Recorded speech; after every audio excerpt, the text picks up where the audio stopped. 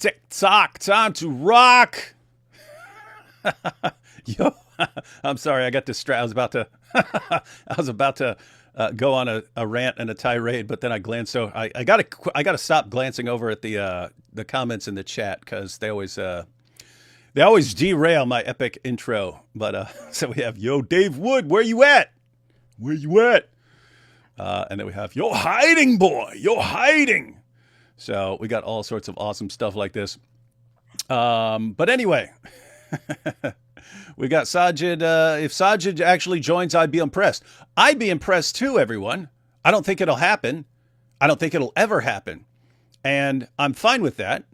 Saajid is under no obligation. Saajid is under no obligation whatsoever to ever join us live. The weird part for me is that their fans always think we're the ones who are running from them. Isn't that the weird part? Anyway, hey, yo, Jai and DOC. You guys there? Yo. Hey, Ha! What's It up? did What's work. up? It did work. So, guys, yes, it's me, D Wood, with Jai and DOC. This is going to be a pretty short stream by our standards. Sometimes we go 3 or 4 hours or longer, something like this. This probably won't go past 7:30, even if we get to. I'm not even sure we'll get to 7:30. Because we're just going to go through Saajid's video, and he goes in a different direction from other people, but it's a pretty terrible response to the Islamic dilemma, wouldn't you guys say? Yeah, definitely a terrible response to the Islamic dilemma. But hey, maybe he'll watch this and he'll get some inspiration for what passages he's going to respond to in the future, because he did say that he's going to do that. So we hope to help you, Saajid, with some passages that we want you to go over, we want you to cover. You can go over all the commentaries you want to, whatever you want to do. But yeah, maybe this can be educational for Saajid. We're going to help you out. We're going to help you out, Saajid. We're going to help you understand what the Islamic dilemma is. More importantly, we're going to help you understand how terrible your methodology is. Hoping that there is some part of your brain that has not been completely corrupted by your prophet. And it's basically, Saajid, what Jai was just inviting you to do right there. Hey, we're going to give you passages and stuff, and then you'll understand where we're coming from. And then you're going to attempt to respond to that. Now, how are you going to do that? Well, you're going to pick and choose Quran verses, and you're going to go to ambiguous, unclear verses in the Quran. You're going to insert the meaning that you want, and then you're going to use the meaning that you've inserted into those passages, which is indisputably not what the passages are actually saying. And then you're going to use those to throw out the clear meaning of the clearest verses in the Quran. That's what you're going to do. And in order to get those meanings, in order to insert those meanings into these ambiguous texts that contradict the clearest verses in the Quran, you're going to go to later Muslim scholars who understood, wait a minute, the Quran affirms the Bible, but the Quran contradicts the Bible, so we got some issues here. And therefore, occasionally, they criticized the previous scriptures and said, oh, yeah, the previous scriptures were corrupted. But you'll have to pick and choose your commentaries because there are tons of commentaries that agree with us. So you're going to have to pick and choose Quran verses, go with the least clear verses and use those to rule out the clear verses. Then in order to justify that, you're going to go to later commentators, and then you're going to have to pick and choose your commentators, and you're even going to have to pick and choose passages from your commentators, because you'll go to one passage and another passage completely refutes you and so on. But that's what you're going to have to do. Now what I'm hoping, Saajid, is that somewhere in that process, since I've told you about it ahead of time. I told you about it now, and then you're going to do it. It's going to be funny because I'm going to replay me telling you what you're going to do before you do it. Why? Because this is what every last one of you does, and you have to do it. You have to do it. Because if you go with the clear meaning of the clearest verses in the Quran, you would agree with us. You'd have to, because those are the clearest verses in the Quran. The clearest verses in the Quran are affirming our scriptures. So if you want to do away with that, you have to have an extremely sloppy, messed up methodology. So that's what you have to do. You've been told ahead of time. And I'm just hoping there is some part of your brain that will click when you're doing it, when you're in the process of doing it, this verse says this. I need it to say this, so I'll go to this verse. But this verse isn't clear. Let me go to the tafsirs to give it the meaning. Oh, well, darn, this commentator agrees with them. Oh, this commentator agrees with them too. I'll throw him out. This commentator agrees with them. Let me throw that up. Here's a commentator who gives it the Islamic interpretation that we have now. Let me go with that one. Ha ha! And then you'll state that as like fact. I've never seen anyone who cherry picks like this, and never in my life have I seen this level of cherry picking. You guys do it with the Quran, you do it with the Hadith, you do it with the Tafsir, you do it with the Bible. You're the same guys who can read 1,000 verses of the Bible in a row that all say Muhammad's a false prophet, Muhammad's a false prophet, Muhammad's a false prophet, Muhammad's a false prophet. You get to one, a camel will walk in Arabia, and you go, oh, what else could this be about but about Muhammad? It's a clear proof that Muhammad is a true prophet. This is what you guys, I've never seen this level. And Saajid, in advance, when you're doing this, when you're doing exactly what I say you're about to do, if you ever try to respond, and I still doubt that you're actually, there's part of me that doubts that you're actually going to do it. I think you'll just keep putting it off, and then it won't actually happen. Because the second you do, we're going to be all over you. This is a bad time to be giving bad responses to this argument, because there's a bunch of people on it right now. But when you do it, hope you recognize what you're doing and realize D Wood told you. And anyway, if not, I'll still be here to remind you. So anyway, what are your guys' thoughts on this before we jump into this? Well, Saajid, in my opinion, he's like the cheap knockoff for the big Dawa guys like Mimi Hijab and Ali Dawa. So now that Mimi Hijab's in the dust, and he actually tried responding to the West Huff thing, he's trying to step in to get somebody. Yes. That's what I think. That's why he stepped in too soon before he even had a response. He said, "Oh, let me go and check it out and come to tell you guys." You see? So that's DOC's theory. That fits. So you get that, guys. You're to be fair, I've always liked Saajid significantly more than some of the other guys, because he will call out some horrible behavior of his fellow Muslims, whereas other Muslims are like, don't you ever call out our horrible behavior, it will be an embarrassment, and so on, and then they'll heap insults and abuse on him. But he actually will call them out, so I've liked that about him. He doesn't come across as a compulsive liar and just horrible scumbag the way some of the other guys does, like horribly abusing women. So I don't know what he's doing, but I don't have any evidence that he's like that, and so he has a cleaner record as far as I'm concerned. But yeah, always had a more favorable view of him than I have of some of the just obviously evil Dawa guys. And I'll say there's always a distinction in my mind. You can spot the Dawa guys who are in it for themselves. They're narcissists and they want attention. So that's like Sheikh Uthman, Muhammad Hijab, Ali Dawa. They're in it for themselves and they use Islam for themselves. But then you have other guys that they legitimately seem to be interested in defending Islam. And so he doesn't seem like a narcissist like some of the other guys. With that said, he has been pretty upset in recent years that people like Muhammad Hijab and Sheikh Uthman and Ali Dawa and so on, these guys are in the spotlight, and the less narcissistic guys aren't. So yeah, looks like he's sitting here right now going, aha, now's my chance. Now's my chance. Muhammad Hijab, he's in trouble. Ali Dawa's in trouble for defending him. Sheikh Uthman is in all kinds of trouble. Now's my chance. So I'll jump in with the Islamic dilemma and give a terrible response, a total terrible response. It'll definitely backfire. Oh, it's going to backfire. Yeah, I agree that he's not a narcissist like the other Dawa guys.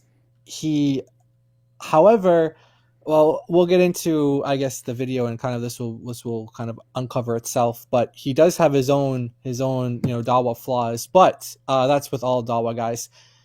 But you know what? What I learned about him is, and I said earlier that he might be watching or something. I have a high degree of confidence that he'll be watching this stream, because I know from the past experience that we've done streams where we respond to something he said. He does interact. He does comment and watches everything. Yeah. So when his name gets brought up, and this is what I was talking about. Maybe one of his flaws is that he flocks to it. So I don't think he'll join the stream, but I do think that he will watch it. And funny enough, it was actually when we were responding to him, it was actually to do with you, David. When you were one of the times you went with Uthman, and he did like the fake death threat thing, where he got like the Sons of Sam, Oh letter. yeah. So we were responding to that, and then Saajid came into our comments, and he was like trying to defend Uthman and all that stuff, and And then he deleted then it. he deleted his comment. Then I learned when he writes a comment, I have to screenshot it because he'll delete it. So he did like 3 more times, but I ended up screenshotting the other 2, Yeah. and so that told me, okay, if this guy's name's in the title, he's gonna watch. We know And you're watching, Saajid. so I think a pretty high degree level of confidence that he's watching. So yeah, so Saajid, we definitely want you to respond to the argument as we lay it out here in the stream. Okay, we don't want you to Yeah. use a straw man like you do in your video, where you completely misrepresent what the Islamic dilemma is. Just replay David's voice or our voices when we say this is what the Islamic dilemma is, and try to respond to that. Yeah, and why'd you say I'll respond later when I've checked? Why don't you bring your stuff first and then respond? It's like complete. Anyway, Yeah. disappointment. It's like, here's a video on how I'm planning to respond at some point in the future after I've studied this stuff. Well, why don't you just go and study it real fast? Huh? And really, I've already studied. yeah, and really, I mean, how seriously? You're just now thinking about studying the Islamic dilemma stuff? So that's one issue. But 2, how long would it take? Because, if you just want to respond to 1 or 2 verses, I mean, how long does that take? Like if you just wanted to respond to Surah 5 verse 47 or Surah 5 verse 68 or something like that, if you just wanted to respond to something like that, how long does it take? Oh, here's what the verse says. And here's a bunch of commentaries on it. How long does that take? In other words, seems like Saajid might already know this is going to be harder to defend than Muslims realize, which I agree. It's going to be way harder to defend than Muslims realize. I agree, Saajid. Let's just say the answer needed for him to go check, he didn't give it straight away, did he? So it's not that easy. Right. Yeah. If it's so easy to refute, haha, what a dumb argument. If it's so easy to refute, why aren't you refuting it? And why are all the refutations of Muslims who are trying to refute it so terrible, like beyond terrible? Weird stuff. But the funny thing is, and I'll pull this up in a second, but you've got all these Muslims. So just to be clear, we have repeatedly invited Saajid to join us live. If not in this, one, he could contact us. He could say he's here, and we'll invite him in right now. But even if he doesn't want to show up now, even if he wants to prepare, do his studying, we're inviting him in the future to discuss this. Right? Just to be clear. Yeah. Oh yeah. No, Definitely. we're happy to. Okay, that's 3 of 3. That's 3 of 3 here. And guess what? God Logic and Anthony Rogers and Chris from Speaker's Corner, we're all on the same page. We're inviting people. And if you're watching right now, you're going, why do they keep emphasizing that they're inviting him? We heard you the first 90 times. That's the point. All of his followers will instantly start posting, why are they running from Saajid after he posted this video? They'll all do that. And it all falls into the same category. They only hear what they want to hear. They're like that with the Quran. So they'll read verse after verse after verse affirming our scriptures, and somehow that just doesn't register. They're programmed to ignore it. They'll go to the Bible. They'll ignore all the places the Quran clearly, they'll ignore all the places the Bible clearly would say that Muhammad's a false prophet. They'll ignore all of that. They'll only see confirmation. And then on these issues, we can invite them 1,000 times a day, every day for the rest of our lives. Their followers will still go, hey, they're all running from the power of Saajid. It's amazing stuff. Anyway, let's look at this first little clip, which is what Saajid's fellow Dawah guys think about it. Yeah. It's what Saajid's fellow Dawah guys think about Saajid. Let's see. Well, today we're going to be speaking about a particularly opportunistic individual who has He's more opportunistic content against Muslims than he does against enemies of Islam. We're talking about this man who's supposedly a graduate of Medina University, Lipham. Yes, we're talking about Lipham, who unfortunately made a video, an opportunistic video that he has made, not the first.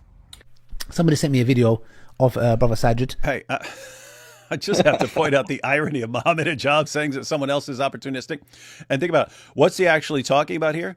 He's condemning Saajid and saying Saajid is opportunistic because he calls out the horrible behavior of Muhammad Hijab and Ali Dawah and so on. But guess what? Why? because he saw the disaster coming. Yep. He's reading these guys like I am and thinking it is a matter of time before these guys are in full meltdown mode. It is a matter of time before these guys do massive damage to the ummah. Now with me, I'm looking at it and rooting them on. Oh man, I can't wait till these guys do all this damage to the ummah. So I'm cheering them on. But Saajid, he sees it, and he's thinking I need to call them out now because these guys get more and more popular. The more popular they get, the more damage they're going to do in the end. He understood that. So he understood he had to call them out as quickly as possible. Didn't work. But guess what? He was right. He was right. So these clips are from in the past, but Saajid has been proven right about you guys. Yeah, Saajid was one of those guys who was very disappointed, very upset by the Yasser Qadi interview, and he saw the damage that it did. He said, actually, that was one of the reasons why he converted to Islam was because of so-called perfect preservation. So yeah. So in other words, what he would mean by that is years ago, a Dawa guy lied to him and said perfect preservation right down the letter, and he goes, "Wow, really? That's a miracle. I have to believe in that book." Yeah, exactly. So it's the parallel of Ali Dawa saying that he converted because of the scientific miracles and later on realized that the scientific miracles was a bunch of nonsense, but he's staying in Islam anyway because now he's kind of in it. Yep. What a religion. It gets all these Dawa guys in by lying, and then they build their lives around it, and it's too hard to get out, so they just stick with it because they're cowards. Exactly. Interesting stuff. All right, here's Ali Dawa. Me and his dispute. It's nothing personal. Yes, Saajid, you're watching this. You are a 5-star, grade A jahil. Nothing personal. And I'm going to show you how ignorant this Medina student Saajid is. Nothing personal. You jahil, ignoramus. Nothing personal. And you have no damn knowledge. Nothing personal. You have no wisdom in doing dawah. That's why I don't blame you from sitting in your room as a Medina student doing reaction videos. Nothing personal. Like you run away when a Christian came and approached you. You run for your life. Nothing personal. I will fundraise. Whoa. Is he saying Saajid runs from Christians? Yeah, so there was a particular incident that Saajid was in. I think it was like a grocery store or some sort of store, and some Christian had a booth or somewhere. They were giving out like tracts, gospel tracts, and they approached him and they handed him a tract, and there was a little bit of a discussion, and then Saajid, he did run away. And someone recorded it. Someone recorded it, and so this is Saajid now. Okay, he doesn't know he's being recorded. This is one of these big Dawa guys. But so when he actually sees a Christian who's evangelizing, he doesn't talk to the guy about Islam. He doesn't debate him. He just runs away. Yeah. Run, Saajid, run! And so Ali Dawa was pointing that out, and he's like, dude, you had a discussion with. You didn't even have a discussion. You ran away from the Christian because someone posted it. I think Saajid might have taken it down or something because it was embarrassing for him. Because I tried searching for it like everywhere. I can't find it anymore. But it used to be like a very popular clip of him, and that's what Ali Dawa is referring here. But there is a video. There is a video by Saajid explaining, saying, look, I didn't know. I was on the phone to someone else. I was distracted. I didn't know someone was recording me, like trying to explain away why he ran away from the debate. Yeah, he said he was buying like perfume oil or something like that. For a friend. Which is a male friend. We don't understand that. But anyway, he tries to explain. That makes it even worse. He tries to explain it on his video. I was buying my favorite perfume for my male friend. Anyway. No. I just want to be fair to Saajid, all the Dawa guys are running now. So yeah, you can't fault him for running when once again, he's ahead of the game, right? He was ahead of the game with these guys. He saw where this was leading, but he also saw where Dawa in general is leading. It's just leading to Dawa crumbling and Muslims being on the run and only looking for ignorant people to use the Dawa script. So he's once again, he is ahead of the game. And so, can't fault him for that. I mean, which one of these guys is not going to run at this point? That's true. Yeah, go look at Speaker's Corner and how quickly all the Dawa guys are to run right now. All right, so back to Ali D here. And even from my own pocket for a sadaqah jariyah, so he can come back with real knowledge and hikmah to serve the ummah in a better way rather than backstabbing. Nothing personal. Sit down in your chair, in your little room, reaction videos as a Medina student. That is what you're known for. Nothing personal. Do you know what? Right now, Hold on. Straight from the hotel. Straight from the hotel. Here comes Muhammad Hijab. Yeah, straight from. Yeah, who's in the? Who's in? Let's see. Go ahead and pan the camera around, Hijab, and let's see who's in You there. want to see the reflection in his glasses, actually. Yeah, of Aisha Yeah. screaming. So we got Aisha, one of his other mutta wives, in there in the hotel room with him, and Ali Dawa. We don't want you to pan the camera around because we know it's Smiles to Jenna there with holding some grapes to grape you in your mouth again. But anyway, you can't even. It's like a giant joke. It's like Dawa. Anyway, I have to ask though. I have my idea in my mind. I don't know a ton about these guys. I don't watch their videos and stuff a lot. I only watch when someone's like, "Oh my goodness, did you see this disastrous thing that they said?" That's when I'll check it out. But Ali Dawa was blasting Saajid and calling him ignorant and saying, "Hey, I'd do a fundraiser for you to get some knowledge." Who would you say is more knowledgeable about Islam, Saajid or Ali Dawa? Oh, do you guys definitely Saajid. Yeah, I would say obviously, right? Yeah. Of course. Yeah. Ali Dawa, he even jokes around, and he, one time Adam Salah called him Ali needs Dawa, and he actually took that as a nickname for himself, and he says that about himself, and he's very open about the fact that he is not knowledgeable about Islam. And that's not to say that Saajid knows a lot. He only spent like a few days in Medina or something. But look, definitely I flew over Medina one time. You can't tell me. I absorbed the hikmah and the haq and the hikmah by osmosis. Wow. So we're all in agreement that he is massively. Wait, is he the one who started Ali Needs Dawa? Because I've been seeing that one for years. Oh, Adam Salah did that one. He was the guy. He did it. Yeah. That was him. It was because they had this beef on YouTube. Ali Dawa tried calling. Oh yeah, he was condemning them for all the stuff that they're doing in their videos. When then Ali Dawa becomes the champion of the drama channel and selling Viagra and free mixing and all this stuff. Wow. This is, show me anything in the universe more dysfunctional than this. I mean, I come from a pretty dysfunctional family, but these guys make my family look like, I mean, the Brady Bunch. It's weird. Okay, here's Muhammad Hijab. I'm actually very angry. I'm not gonna lie. I'm angry at the fact that I'm angry at my Muta wife. He actually misrepresented a private conversation. A private conversation with my Muta wife. Bro, I'm not gonna leak the conversation. I'm not like you. I'm not gonna stoop to your level. Bro, everyone can see through you right now. You're a clout chasing monster. You're a clout chasing monster. He's a clout chasing monster. I know. So it's like the irony of ironies coming from this guy. And he does leak private conversations. Yeah. Boy. Yeah, and I mean, yeah, there's a lot of leakers in this community because you guys mentioned the holes in the narrative interview that was brought about by Fareed leaking emails and stuff. These guys are leaking all over it. That's where he gets his golden shower saying from. It's all the leaks, all these leaks all over the place. They need a plumber. Need a plumber. Yeah, shut up. How dare you come out? Bro, I challenge you, bro, to a mubahala. Oh, I'm going to put you in your place. Wallahi, I'm going to cancel you, bro. Let's do a mubahala. Let's do a mubahala. Whether or not you were representing me correctly in that private conversation, that you selectively chosen some things and not other things. Let's do mubahala, bro. Go on a Zoom. Let's do a debate and a mubahala. But you're not a man. You're not a man because you won't do the mubahala. So that's where that came from because that was in in the Behind Veils. I thought that was him challenging them to mubahala.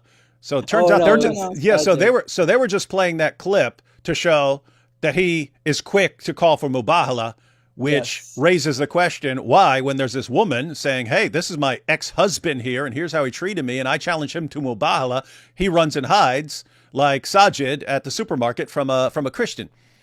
So now it all makes sense. So Muhammad Hijab is quick to call someone out for mubahala, and Yet on this issue, his ex-wife, he won't go near the mubahala. Huh. So I'm wondering if Muhammad Hijab like works for Zoom or something, because he does marriages on Zoom, he does mubahalas on Zoom. I think he does like everything on Zoom. He takes advantage of that Zoom subscription to the max. Yeah. He want to do that mubahala with Saajid on Zoom. Yeah. And he got married on Zoom. So I mean, I don't know. I think Zoom might be paying this guy or something. I don't know. It's the religion of Zoom. Religion of Zoom. Wow. So, guys, that's keep in mind, everyone who's watching. So these guys have a very low view of Saajid, but who's condemning him? The worst people on the planet. So that's a good sign. If I put it this way, if I knew absolutely nothing about Saajid and I just saw these guys flipping out on him, I would say, who do these guys flip out on? Oh, normally people who are much better than them. And therefore, that would be a sign to me that he's actually significantly better than they are. But gotta love the Dawa Wars. Gotta love the Dawa Wars. Oh yeah. Well, he's not worse. Yeah, absolutely not. And it's funny, just everything they're saying about him is true massively of them and significantly less true of him. That's true. Correct. Well, let's take these first batch of super chats, and then we will jump into a powerful refutation. I couldn't even say it. A powerful refutation of the Islamic dilemma. Oh my goodness.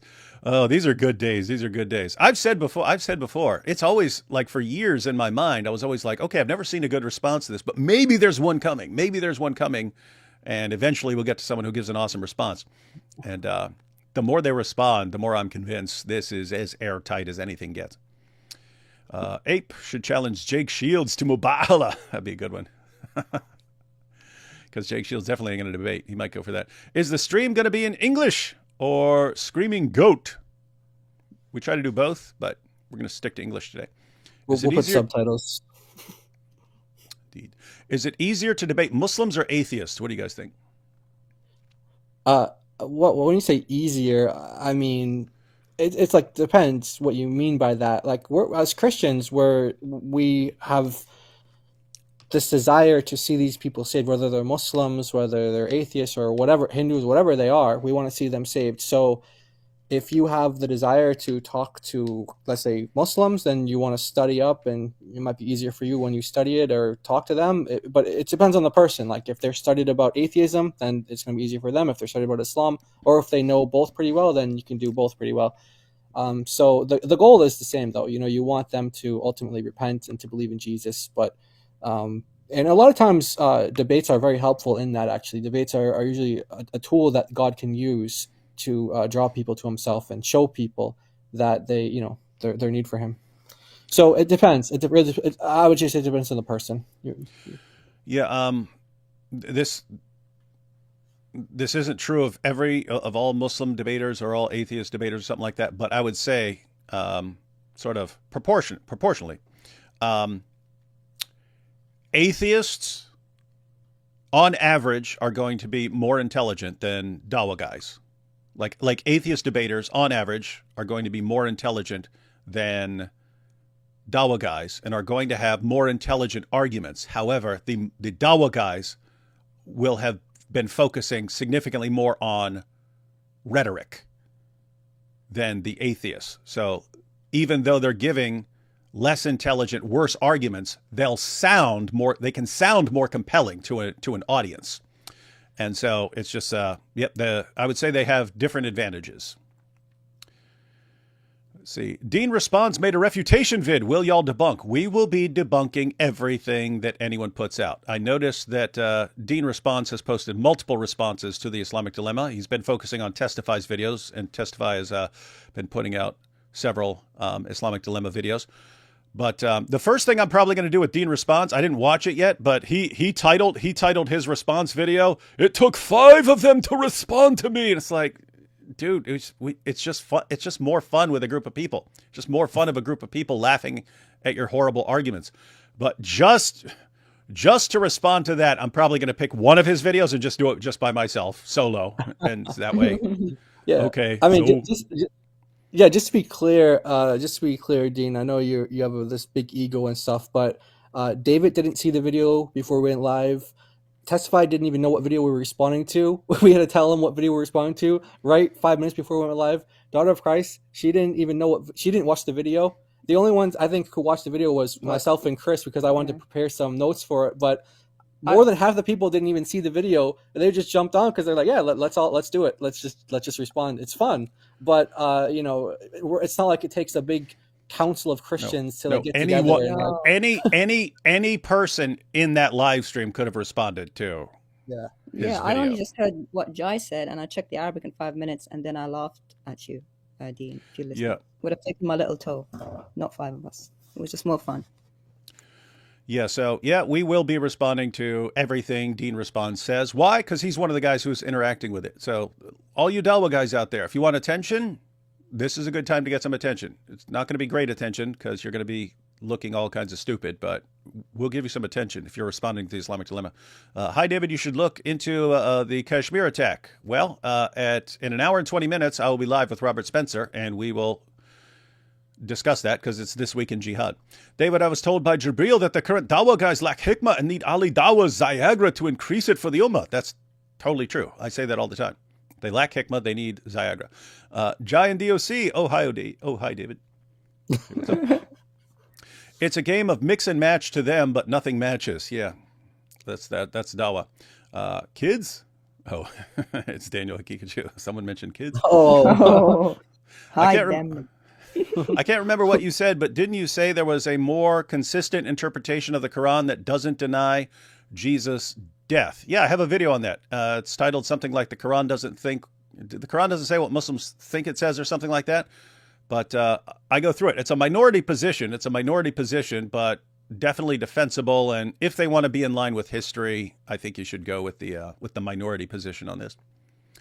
D-Wood, you're late. I'll challenge you to mubahala. I accept. Allah made me eat it. Aisha's goat, probably. That's true. Had to eat those verses. Oh my goodness, my favorite streamers, Jai and DOC. Oh, hi, David. When did that become the main joke, the oh hi thing? Because that really picked up recently. I know why the mubahala thing came about. I didn't know where the other thing really took off. Yeah. Just sent mubahala pic on all hijabs X post. I wonder if it's personal. Yes.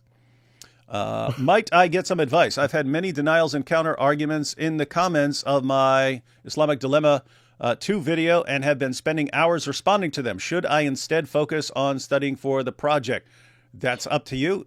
Both of those are completely reasonable. It's good to be interacting and arguing and responding because guess what? You're gonna run across all the objections over time, and that will help you. That will help you in the future. Keep in mind, this is ultimately airtight. If someone catches you with something, it's waiting to be exposed.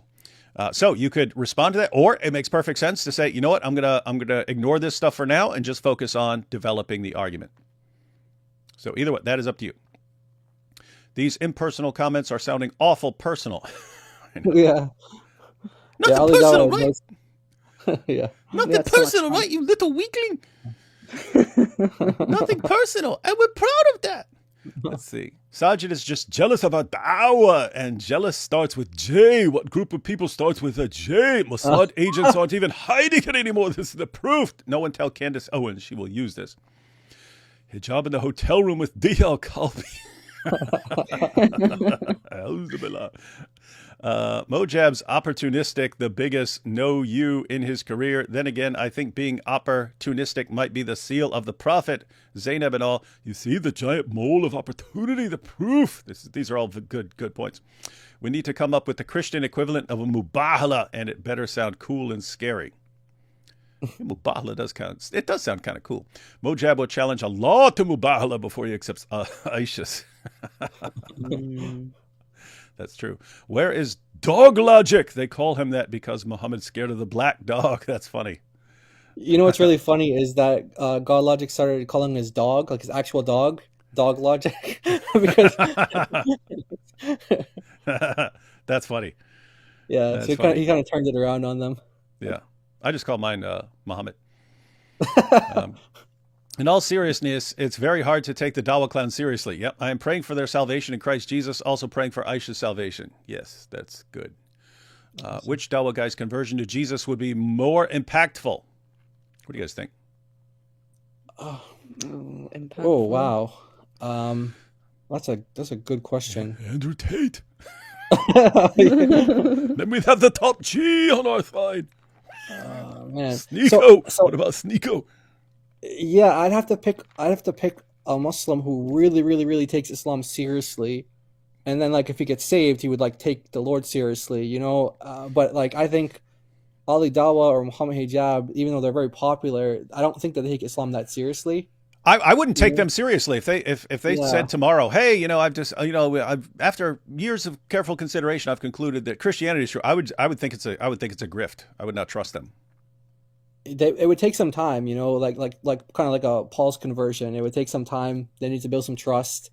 That's a good question. I have to think. What do you think? What do you think? I don't know. They're all so evil. I can't imagine them saved. I know that's bad. Yeah. But It is I'm rough. sure they will be good once they come to the Lord. I just Yeah. can't imagine it. Maybe equal. Maybe yeah. It's sort of like when I'm thinking about these guys, I'm thinking what a dumpster fire these guys are. It's like I would like them to be saved and so on, but as far as like how they are now, it's like I'm glad you're on the other side, because you would have to be transformed massively before I would want you on our side. So I have to think some of the more classic guys before all the narcissist lunatics took over. So like, you know, someone from the older generation, Shabir Ali or Zakir Naik or something like that. Could you? Sheikh Asim al-Hakim, Oh the wow. one that told people to get out of his house. Yeah. You see, I think like Uthman ibn Fibn or something. I think like if he were to be like he would just be, there'd be like a huge scandal about him or something like that. Like because the guy's such a liar. I feel like he would just, I don't know. But if the Lord really saved him, just like if he really saved any of them, you know, we would praise God for it and hope for the best. But I just, yeah, I'm like you. I'd be like really wary of what they're, you know. Yeah, you bring up an important point. If Sheikh Uthman came out tomorrow and said, "Hey guys, I've become a Christian, and so hey, I want to be part of," I would be thinking, okay, news is about to be breaking of something you did with 18 different women behind the scenes, and you're trying to get a new shield like Andrew Tate used Islam for. But he would like make up lies about like he would be like, I just found the first Bible written ever, and like he would like he would like make up some like Yeah, I know. Now everyone, 17 Muslims tried to kill me yesterday, but an angel appeared and struck them all down and made them disappear, and now there's no evidence. And it's like, come on, dude. The truth doesn't need that sort of nonsense that you guys use in the Islam. truth doesn't need lies to defend it. Cult says, I found out Grok will draw pictures of Muhammad. Could be useful. Well, I will test that later. Did you look at the tafsir of 2106 addressing Jews' Islamic dilemma? Did you look at the tafsir of 547 by Ibn Abbas? Best luck. Yes. Yeah, we that's one of the things that we're doing is we're going over all the commentaries and we're not translating all of them, but we're like note if they say like, okay, Ibn Kathir is just the same thing as Al-Qurtubi, we'll like note that. But yeah, we're trying to go over all the commentaries for all the relevant verses. Yeah. Mm-hmm. Almost through these. If a Dawa clown ever left Islam publicly and claimed to be a Christian, is there ever a possibility of trusting him, or would you just assume it's tequila? You said tequila. To backstab once they gain your trust. No, Jai actually pointed out. He said it would. Jai and DOC pointed out it would take some time. You'd have to watch them for a while. Yeah. And as they point out that was true of the Apostle Paul. He had to earn their trust. It's different because Paul was clearly sincere, and apart from some quick motivate, like if he's just shows up and says, "Hey, I'm one of you guys now," you'd be thinking, "Is he here to kill us?" But after spending a little time in the Christian community, he would have no reason to do that. He would have no reason to do it. He took his religion very seriously. If it were to infiltrate something, maybe he could have done that. But if he's like over time defending and preaching it, it's like that is not the sort of guy who would be making this sort of thing up. Whereas Dawa guys, yeah, they are exactly the kinds of guys who would make things up. So it would take a bit longer to earn some trust, but they could do it. I know you won the Mubahala you were part of years ago when you had Nabil as your witness and your opponent was cursed. But how were you blessed? That's funny. We were just talking about that. We're just talking about that. I have to go find it because I still have it. I have it signed in my own blood. But the what was put in the contract was, at least as I recall it, because this is like, I mean, almost 20 years ago now. I put in this before any of you guys ever heard of me. I put what I agreed to. So one, I said, I'm not cursing you. I said, I will call down a curse on myself if I'm wrong, but I'm not gonna curse you guys. And so I put in there, again, to my recollection, I will actually pull it out, and I have it signed in my own blood. I said, if I'm wrong about Christianity, God will kill me within 1 year. And if I'm right, God will bless me to use me to destroy Islam. Before any of you guys ever heard of me. So again, that's my recollection. I'll have to check the actual wording and stuff like that. But I recall I was going to die within a year if I'm wrong, and then I put in there, if I'm speaking the truth, that God's going to use me to expose Islam somehow. That's amazing. You know what's crazy? Your mubahala worked in your favor, but Muhammad, their fake prophet, he died within a year. That's right. When he did the mubahala. Poor Momo. Poor Momo. Love you guys. Thank you. I think someone trolled the Sahaba on Isaiah 42, Isaiah 42:19. Who is blind and deaf like the messenger I send? Quran 2:18. They are deaf, dumb, and blind, so they will never return. Yeah, Isaiah 42 is not going to work out for them. Muslim Me Too is going to be crazy. Oh yeah, no, that is the thing, right? You wonder how many more women are going to start coming forward, so that Aisha doesn't have to stand alone. You Muslim women who are watching and you've been abused behind the scene by the Dawah guys, you got to call this stuff out. So don't let Aisha stand alone. Don't let her take a stand alone. Got to stand with her. Solidarity with your sisters. All right, guys, let's go ahead and jump into this video. I did want to point out some pretty hilarious, just the comments on Saajid's video. So Saajid posted his video saying he's responding to the Islamic dilemma. And look at the top comment, 165 thumbs up. The most interesting thing about all of these videos is that they never invite a Muslim. Liar. How many hundreds of times have we invited Muslims to join us? I think we do it almost every other stream, if not every stream. Yeah, Saajid, join right now, man. We've been going on for a bit. You're probably watching, Saajid. You're probably watching. Just make yourself known in the chat. Yeah, I'll give you the link. But I mean, isn't it funny? They're talking about here they're talking about these videos where we're explaining the Islamic dilemma. And the funny thing about these videos is that they never invite a Muslim. What was it, Friday? We were on God Logic's channel. Open invitation to any Muslim on the planet. And multiple Muslims did call in. They didn't give good responses. They all got crushed. But open invitation to any Muslim who wants to challenge us on this issue. What are we doing again on this Friday? Same exact thing on God Logic's channel. What are we doing the following weekend? So what are we doing? Over and over again, we're inviting Muslims to join us.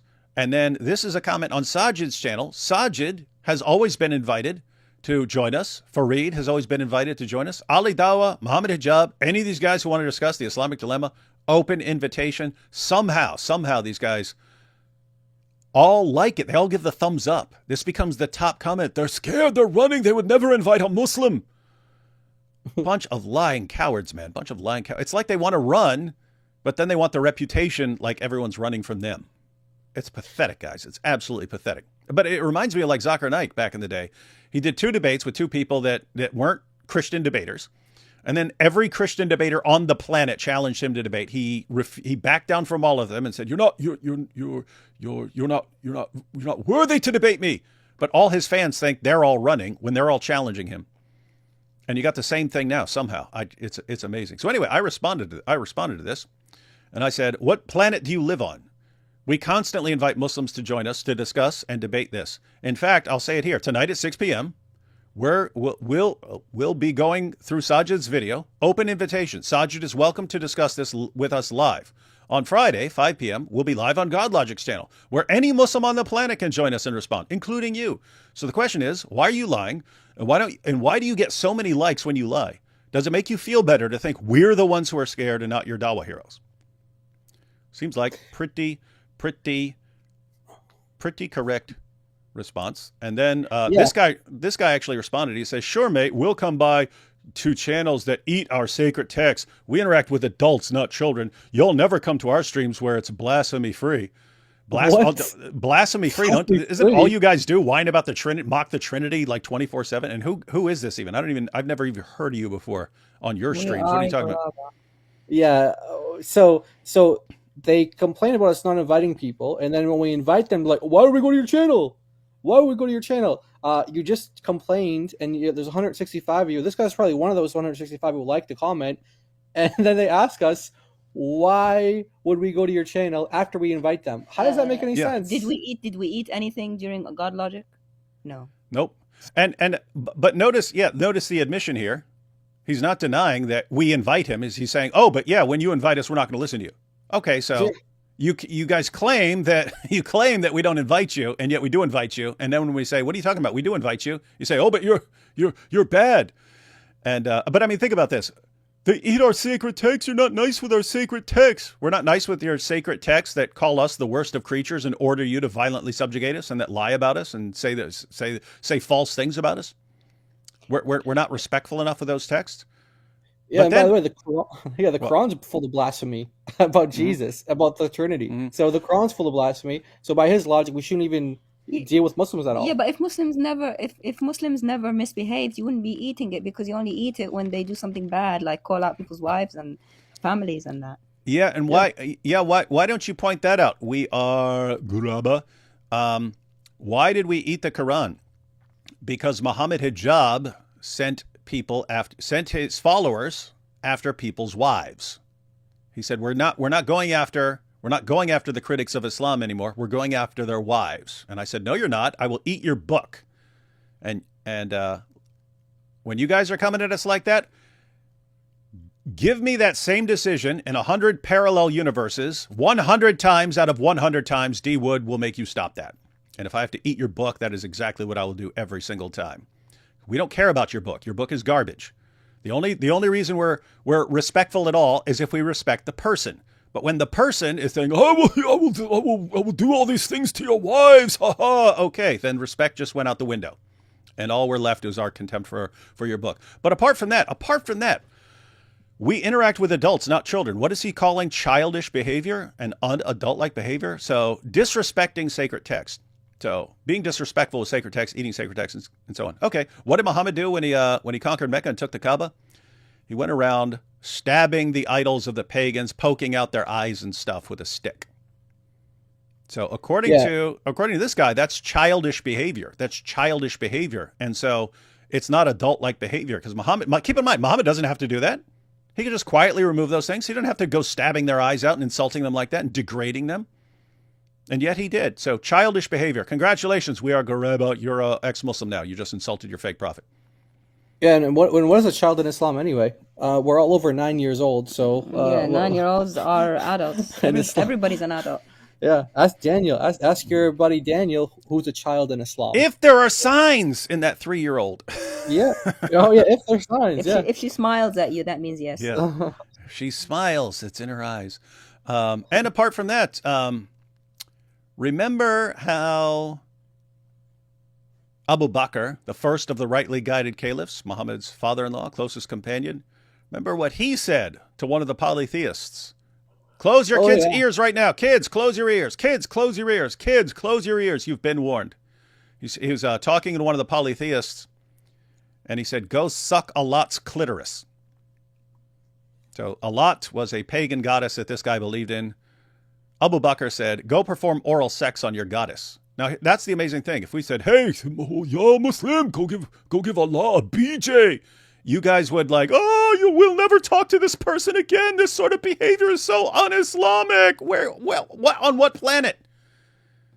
Where are you guys getting that? Now, this is where I have to say the people like Muhammad Hijab and Ali Dawah with their stupid insults and constant, they're actually more in line with Muhammad and his companions than you guys are. You guys have invented a nicer version, a nicer, more respectful version of Islam than what your fake prophet taught.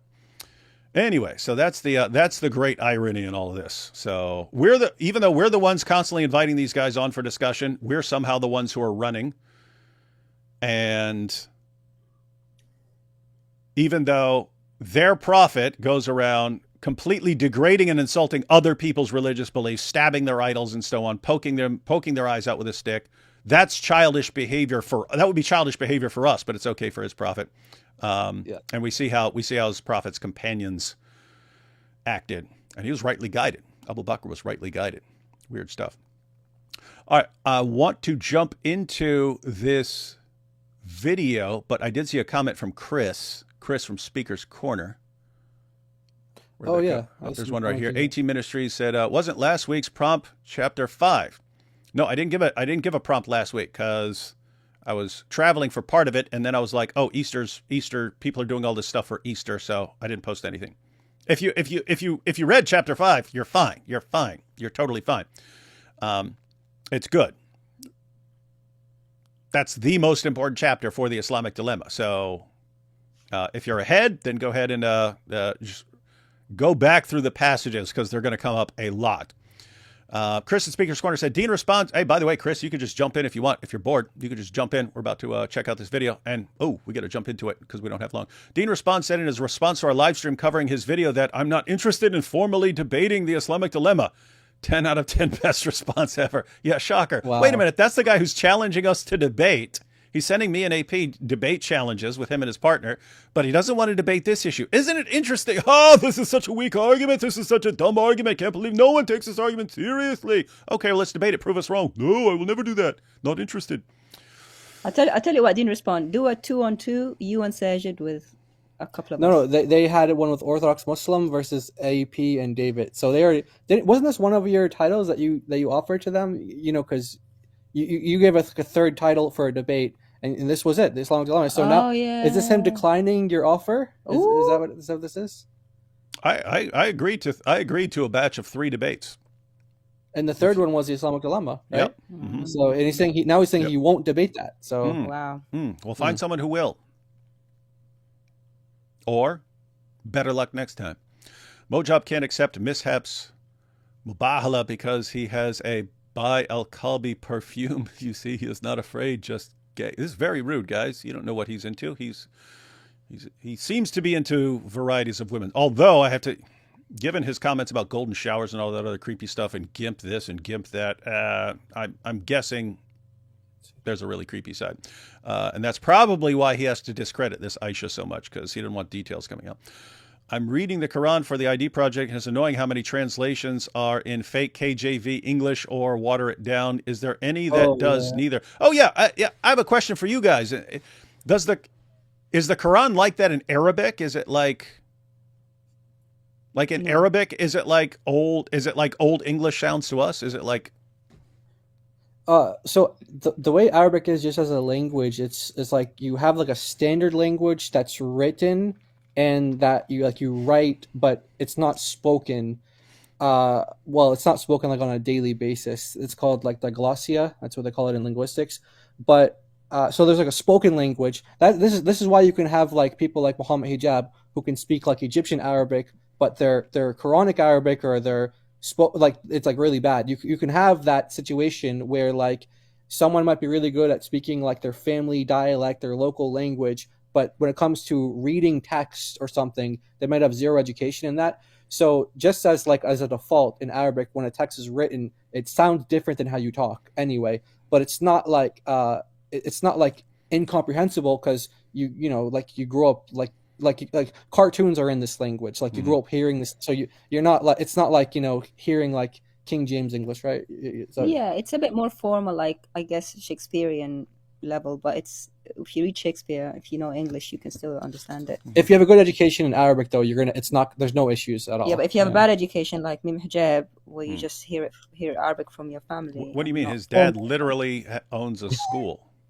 Yeah, a fake one. Well, not a real. Well, potato.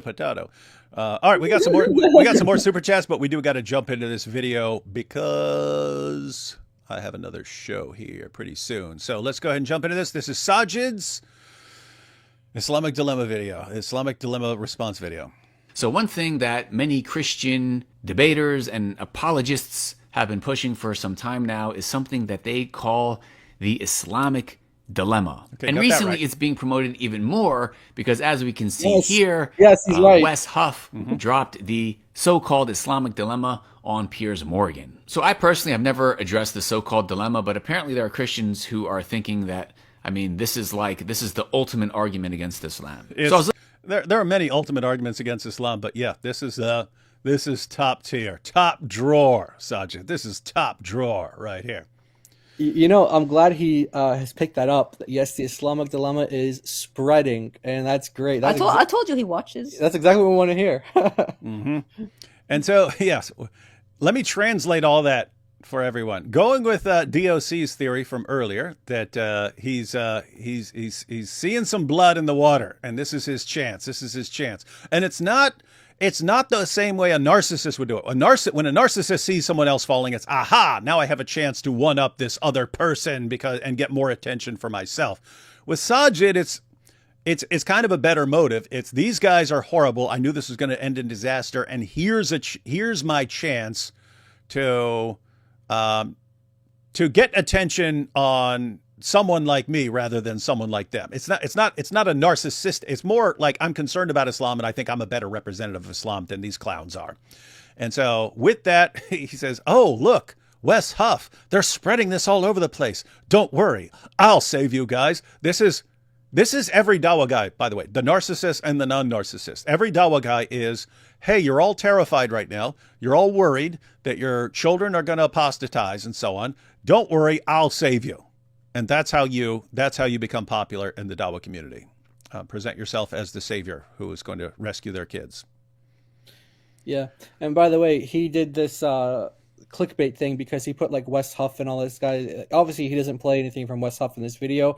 Or Cameron. Doesn't he put Captain Chris? Yeah, Cameron Bertuzzi Oh, he in puts there. him in the thumbnail. Yeah. He puts him in the thumbnail. Yeah, and he doesn't respond to him either. So he's trying to the argument, but he's not. Or he doesn't respond to the argument actually. He does nothing. But he talks about it, but he doesn't actually play their videos or represent them at all.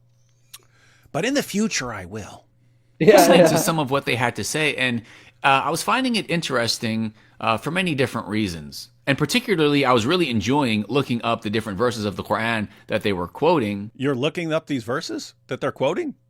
Like the first time. This is the first time hearing about this. He's never heard it before. He's never opened the Quran before even when he was in Medina. Only now is he finding it interesting. I was just saying how he's more knowledgeable than Ali Dawa, and he's like, and they brought up some passages that I had to open up and read for the first time ever. And I was shocked by all these verses I'd never seen before. It's like what you expect from like a random Muslim on the street.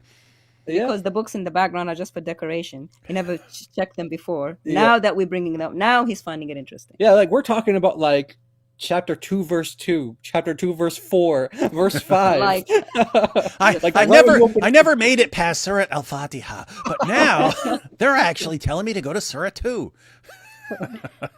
And by the way, he never tells us what he read. Yeah, you can see the tabs are open. I was like thinking, man, I really wish he would open those tabs up so we can, know which ones he's thinking about, but he doesn't tell us. We know those are all Islamic dilemma videos up there. And he's talking about us because Wes Huff never talks about commentaries. He's talking about us. Yeah, and Wes Huff gave a very sort of bare bones because he's doing it quickly. He's on a show. He's talking about a ton of things, and so he mentions a couple of Quran verses, 546 to 547. He points out that 547 is addressed to him, and he gives kind of a different version of the Islam. I'll probably make a video breaking it down because one of the important things is that the Islamic dilemma can be put in a million different ways. You can do it in a variety of ways. So the way he puts it is basically the Quran commands him to judge by the gospel. And it says he's what did his translation put? Defiantly disobedient or something like that. So he says the Quran orders him to judge by the gospel, and it says he's of the defiantly disobedient if he doesn't. And so his way of the dilemma, he doesn't even say it's a dilemma, but it's basically there are two options. I can judge by the gospel or not judge by the gospel. If I judge by the gospel, that was cool. If I judge by the gospel, I have to judge that Islam is false because it contradicts the gospel. Or I don't judge by the gospel.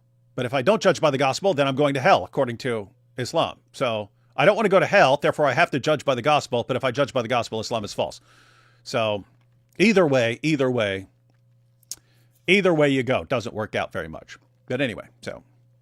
and looking at the tafsir, the explanations of those verses, and understanding them. And inshallah, in future videos, I plan on going over some of that information. Wait, so because of us, he just starts going through these verses and he's looking up the commentaries. Okay, you're a little behind the times, but good luck to you. We look forward to your awesome videos and the powerful refutations. Hey, Sajid, since you lived in Medina and you got your things in Medina, read it in Arabic, man. Like, I challenge you. I dare you. If you read the tafsirs in your weird translations and they mess up stuff, just know that I'll come after you if you do it. But if you do it in Arabic, I'll give you a little more respect. Yes, Saajid, we want to hear it in Arabic. Yeah, Sajid. I can't believe that we're pulling the Arabic card now. Yeah, cool. Yeah, what's it say in Arabic, Saajid? Yeah, what is it? Yeah. Yeah. I mean, I'd be surprised if he does anything, because if now that I'm hearing this again, I'm thinking, yeah, he's like just learning about this thing, so that's not even a wise thing to do necessarily. When like you just start learning, I just wanted to just like put up refutations or whatever. It's like you want to spend some time kind of getting the foundations and getting familiar. He doesn't have the time. Yeah, like he just so. But this is how he is. Like he's like, before he even has anything prepared, he wants to show people like, hey, this is what I'm gonna do. So now it just tells me when he does the video, he's gonna have like no background on it, no preparation on it at all. He's just gonna like come out with it, and he might damage his case there a little bit, but we don't mind. I can't wait. We'll be here waiting. We'll be here. And Saajid, open invitation. Join us live to discuss this. We know you won't, so we'll just respond to your videos. But please tell your followers when you make a video, guys, don't say that they're running from me, because the internet's like a grocery store. You know I'm going to run. Start with sort of an overall perspective of how I see this whole situation playing out. Now, first of all, what is the Islamic dilemma? I would summarize it as Christians who are superimposing a false theology upon specific verses of the Quran and a hadith of the Prophet Muhammad alayhi salam. And what that theology is that they're imposing on the Quran that we reject is that they think Allah means what he says and they don't realize, these dumb Christians don't realize that Allah means the opposite of what he says. We know that. That's what we know. They assume that when Allah says Christians have to judge by the gospel, he means Christians judge by the gospel, and not, hey, Christians, don't judge by the gospel, go to the Quran.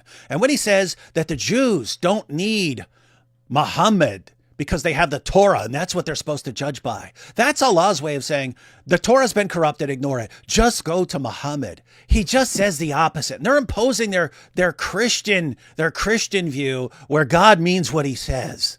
That's just silly nonsense to us. Yeah.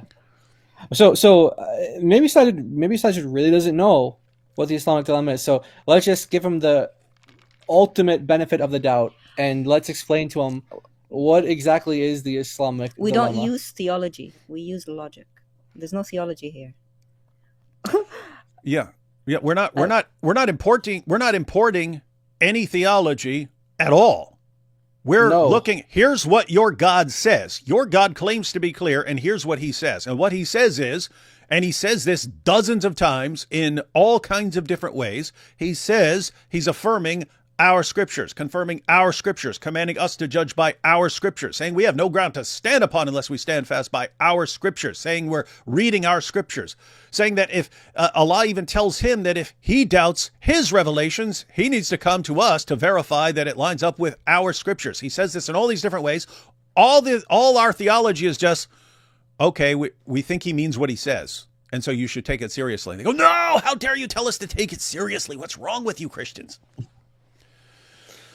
Yeah, we're importing our theology, which is to actually take the words of a verse seriously. Because I take the words of the Bible seriously.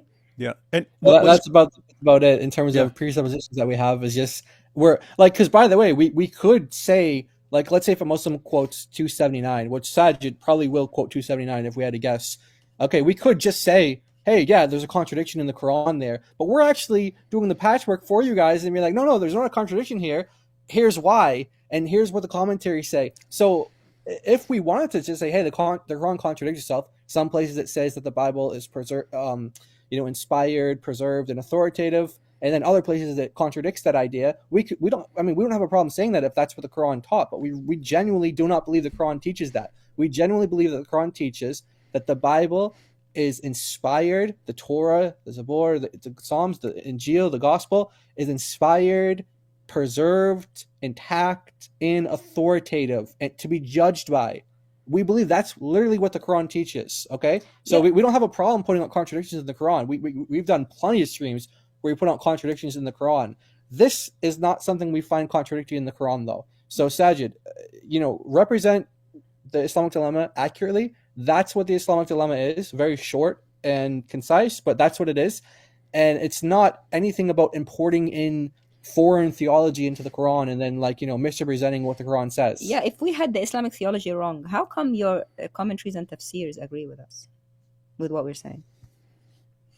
And that's one of the reasons why we go to the comment. Yeah, that's one of the and Muhammad. Yeah, that's one of the reasons why we go to the commentators. By the way, it's not like, oh, you guys are picking and choosing because more modern commentators or later commentators might interpret it differently. But what we're saying is, hey, look, there's a Muslim who doesn't have a quote unquote Christian bias. They're not trying to prove the Islamic dilemma. This is a Muslim who believes in Islam, believes in this stuff, and we're saying, look, even they're saying what we're saying. So we're not saying like every single Muslim commentator says, X, Y, Z, but what we're saying is when they do agree with us, we point it out because we're saying, look, you can't claim that they have a bias. You can't claim that they're importing some sort of dilemma into the Quran or some theology into the Quran that's not there. These guys really believe in Islam, and yet they're saying exactly what we're saying. And I think he's already letting the cat out of the bag here, because his point is actually going to be Christians are reading these verses and they're importing their theology, whereas we read it through our theology. That's what his point's going to be. They're reading it through their theology. They're smuggling in their theology when we're just reading words off a page and saying, if Allah claims to be clear, if he's clear, all these verses are affirming our scriptures. And if you say notice that's a different kind of dilemma, right? That's a different kind of dilemma. These verses are clear or they're unclear. If they're clear, then the Islamic dilemma stands. He's affirming our scriptures. If they're unclear, then Allah is completely unclear, even in his commands, and you can't claim that the Quran is clear at all. So either way, that's why I said you can formulate the Islamic dilemma in a ton of different ways. Think what he said. His point is he's going to claim that Christians are smuggling in theology like of our book or something like that, and we're inserting that we're interpreting these verses in light of our theology. What he wants to say is, no. We Muslims get to interpret these verses in light of our theology. So think about what he means there. He's just saying, here's the theology that developed in Islam, and I'm going to force that into these verses. I'm going to interpret these verses. Well, guess what? These verses completely contradict your theology, dude, and you don't care. And guess what? There's nothing in there that gives you the theology you're saying. If you're interpreting these verses as saying the Bible's been corrupted, there's nothing in there. That's what we're pointing out. Show us where your book says it. And what are you going to do? You're going to say, oh, but our theology says your theology contradicts the book, dude, and you don't care. That's what's amazing.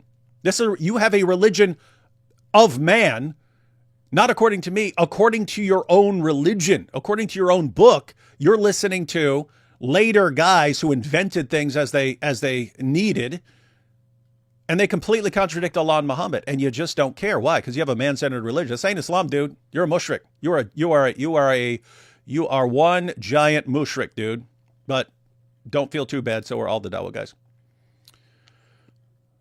Now, there are two specific aspects of this false theology that they are using to misinterpret and misrepresent verses from the Reading Quran. words off the Number page. one is this false claim that the Quran affirms the Bible.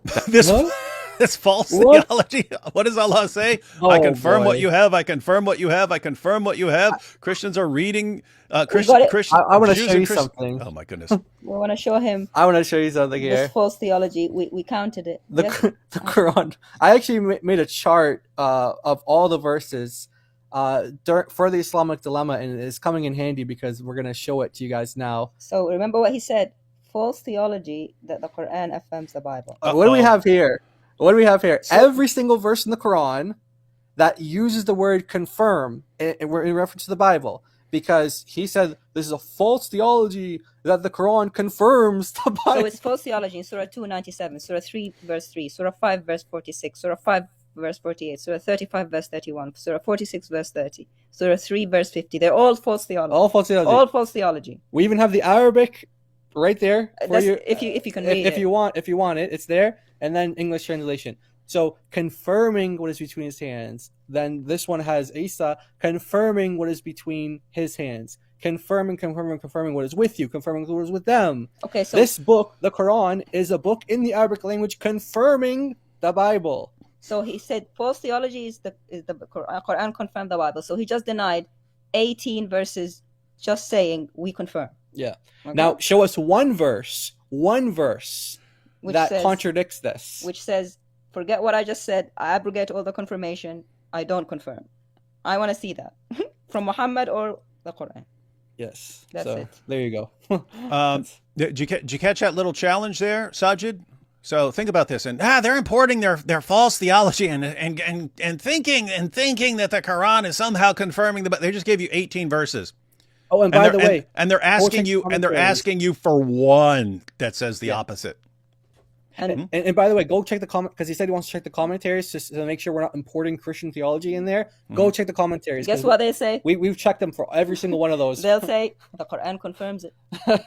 That's because our commentators were importing your false theology. You guys have time machines powered by 1.21 gigawatts of Islamophobia, and you went back in time and imported your theology into all our commentaries. How dare you? And the Quran somehow. Saajid, if you really wanted to make an argument here, you need to do what Muhammad did when he delivered the satanic verses and he came back and said, the devil made me do it. The devil tricked me into that. Just say it with all these verses. Satan tricked Muhammad into confirming the Bible over and over and over again. I mean, if you want to believe that Islam is true and that these verses aren't somehow confirming our scriptures, you got to say something like that. The devil made him do it, or something like that. Really wild for stuff. anyone who wants it, you guys can just screenshot it. I see people asking about that if you want to screenshot it, or Yeah, you guys never heard of screenshotting? Yeah, or we'll make it available like on Twitter or something like that, on X or something. Just follow us Yeah. on X. Okay, so Saajid has already complained that we're coming up with weird theology and inserting weird theology where Allah confirms our scripture. Where did they get this from? Why are they making this up? up? Why are they making up these 18 references? Why do Muslims blame Christians for everything? You blame us for this? Yep. It was their Allah who wrote it like 20 odd times. Yeah. Yeah. By the way, that is actually 19 times total, but in chapter 5, verse 46, this twice. appears two times. Yeah, Yeah, twice. this twice. So 19 times, and there's not, like David said, this is the challenge. Find one that contradicts this, that says that the book is not confirmed by the Quran, or that it's only part of the book that's confirmed by the Quran, which, by the way, 285 completely refutes. But go ahead, that's a I challenge. mean, we can leave it there, really. yeah. Per se. Yeah, no, that's it. I mean, that's the challenge, right? So, I mean, we could obviously go into way more detail and way more depth, and there are way more verses. Those are just the verses that specifically say confirming. There are all sorts of other verses that are confirming our scriptures in other ways, using different words and so on. And then you got hadiths and so on. So it's very simple, Saajid. You think we have this weird theology because we think, okay, if Allah has one consistent message and he says the same thing over and over and over and over again like a beating drum, and there's not one verse that gives the opposite meaning, we're just assuming Allah means what he repeatedly says like a beating drum and not something that you've imagined. That's the theology we're incorporating. We're incorporating the theology is that even though we don't believe in Allah and we don't believe in your book, we still think it's clearer than you think it is. And Yeah. I don't know how you look yourself in the mirror as a Muslim and say these Christians actually have more respect for my book than I do. This guy who actually will eat my book in a heartbeat, who'll rip up my book in a heartbeat. This guy actually, in a weird way, has more respect for my book than I do, because he believes it at least means what it says and not something that a guy from 200 years later inserted into the text because he was embarrassed when he found out what the Bible actually says. But that's life as a Dawah clown. Here we go. Back to the video. They have today with them that they What's that? consistency. How dare they accept the consistency of the Quran? Yes, how dare they accept the clarity and consistency of the Quran? Don't they know? What is this religion, man? Use as their religious scripture as being 100% true and authentic, which of course Muslims obviously know this is not from the Islamic belief. However, they claim this and then they say, well, what does he all say? over the Quran. Yeah, what does he say? This is not from the Islamic belief, meaning what Islam is now. We agree that it's not Islamic belief now. What we're saying is Islamic belief now completely contradicts the Quran. Your Islamic, what you call Islamic belief is not real Islam, according to the Quran, where you are supposed to unquestioningly agree with Allah and Muhammad. I have to say, I mean, I could pull a Sheikh Asim al-Hakim and say, yeah, you're a kafir. Get out of my house. Yeah. You don't believe it. You don't believe in what Allah says. You don't believe in what Muhammad says. You're a kafir. Get out of my house. It's weird though. If it's something about banging a prepubescent girl, they're like, yes, this is exactly what it means, and how dare you question it? You're a kafir if you question it. With the rest of with everything else, Islam says, oh, it's just pick and choose, and oh, we don't like this, we don't like this, we don't like this, so we'll just assume Allah means the opposite of what He says. What is this religion? Right. Right. One of the few things that the Quran is actually clear about, they're like, it's unclear. It's how much it confirms the Bible. No Muslim believes this. It's like, Well, that's your own fault for not reading your own Quran. Yeah, I don't know. I can't think of anything that the Quran is more clear on than this, and so this is why it's so important. If the Quran is, if Allah means the opposite of what He says on the issue where He seems clearest, yeah. Don't ever tell me to take your religion seriously, because I can't. There's no way for me to know what your God is saying. If you have someone who comes up to you and he just randomly says the opposite of what he means and he never tells you when, I wouldn't be interested in having a discussion with that guy at all. Just get away from me, dude. I'll never know when you're telling the truth, when you're saying what you mean, and when you're saying the opposite of what you mean. But that's what Muslims are telling us about their God. And look how like easily he says it. Oh, it's not a Muslim belief.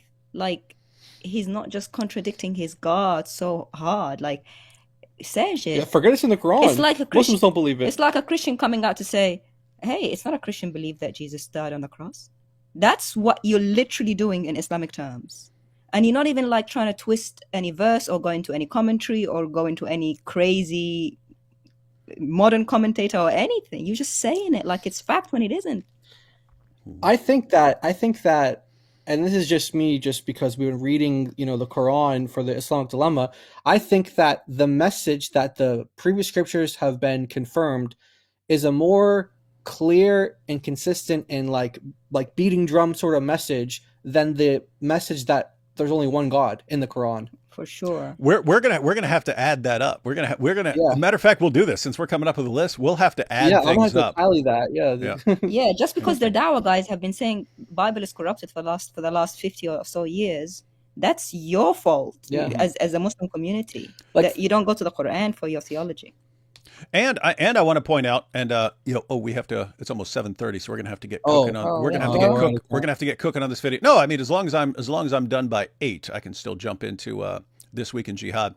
But as far as counting, yeah, we can count all these verses up and see where we actually have more evidence than for lots of other Islamic issues. But also as far as arguments are concerned, I think it's only 2 verses. It's only 2 verses in the Quran that say Muhammad is in the previous scriptures, where it's a bunch of times where Allah says, the reason you should believe in the Quran is because I'm affirming your scriptures. He says that way more times. So guess what? It's a more frequent argument, right? So it's one thing to say, hey, Muhammad is in your scriptures. He says that's twice, right?